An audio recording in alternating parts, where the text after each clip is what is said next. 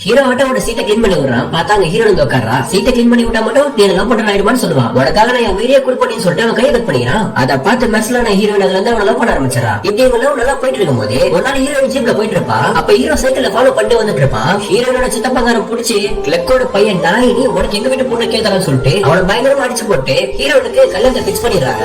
ஹீரோட அம்மா அப்பா நம்ம பையன் போய் கல்யாணத்தை நிப்பாட்டினா நம்ம பையன் போட்டு தருவாங்கன்னு சொல்லிட்டு அவனை வீட்டு உள்ளே வச்சு லாக் பண்றாங்க. இப்ப அப்படியே 3 வருஷம் கழிச்சு ஒரு நாள் ஹாஸ்பிட்டல்ல சின்ன வேலை விஷயமா போவோம். அங்க ஒரு பொண்ணு ஹீரோயின் மாதிரியே இருப்பா.